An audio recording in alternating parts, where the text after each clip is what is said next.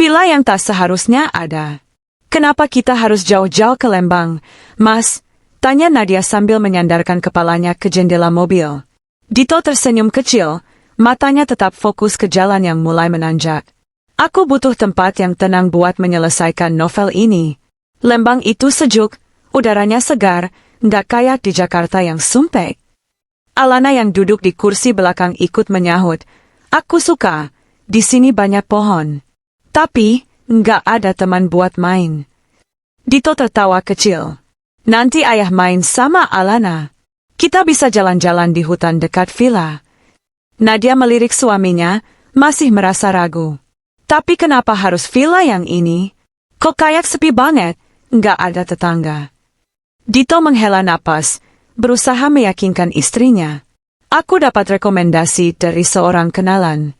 Katanya villa ini nyaman dan jauh dari gangguan. Kita bisa benar-benar menikmati waktu bersama. Setelah beberapa jam perjalanan, mereka tiba di villa itu. Sebuah bangunan kayu tua berdiri di tengah hutan pinus yang lebat. Udara dingin menyambut mereka saat Dito memarkir mobil di depan villa. Saat pertama kali menginjakkan kaki di sana, Alana tiba-tiba memegang tangan ibunya erat. Matanya menatap villa itu dengan gelisah. Ayah, di rumah ini ada orang lain, ucapnya dengan suara lirih. Dito dan Nadia saling berpandangan. Mereka mencoba tersenyum menenangkan anak mereka.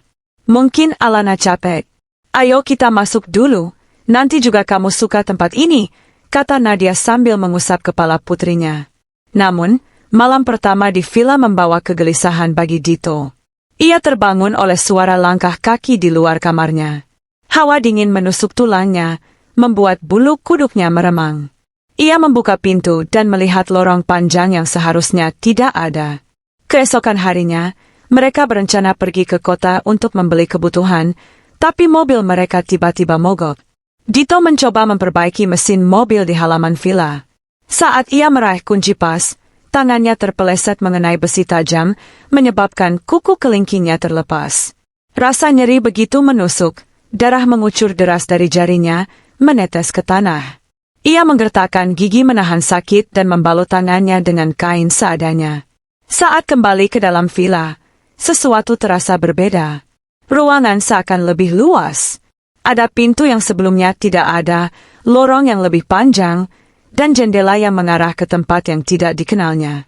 Ia mengira pikirannya sedang bermain trik, tapi malam berikutnya, villa semakin berubah. Dito merasa ada sesuatu yang mengintainya dari balik bayangan.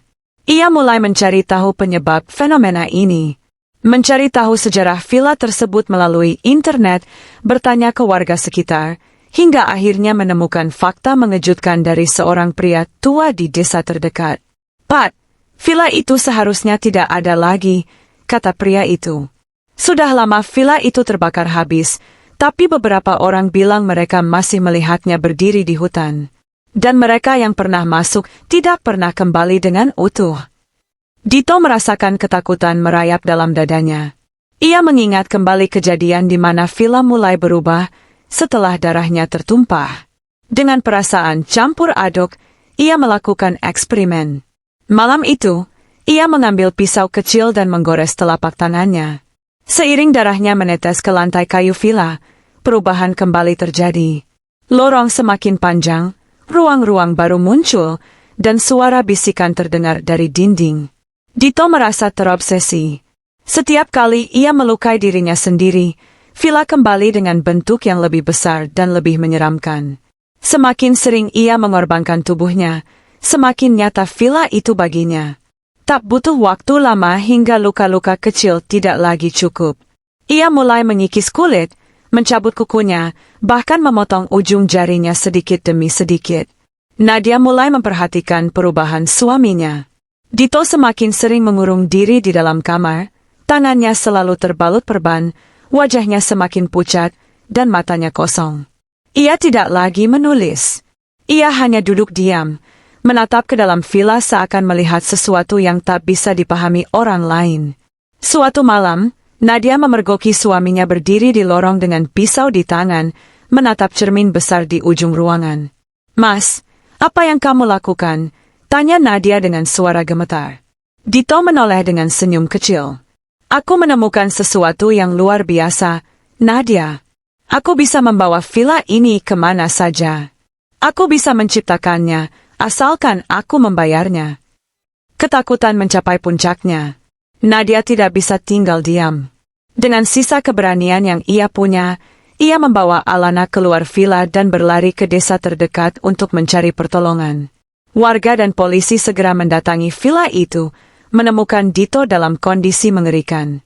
Tubuhnya penuh luka, beberapa jarinya sudah hilang. Ia terus menggumamkan sesuatu tentang villa, tentang keabadiannya, tentang betapa ia tidak bisa berhenti. Akhirnya, Dito dibawa keluar dari villa itu. Ia dirawat dan dijauhkan dari tempat tersebut. Nadia dan Alana meninggalkan Lembang, berharap villa itu akan hilang dari hidup mereka. Namun, villa itu tetap berdiri. Beberapa minggu kemudian, sebuah keluarga baru datang, menyewa villa itu untuk liburan. Selalu ada korban baru. Entah mengapa,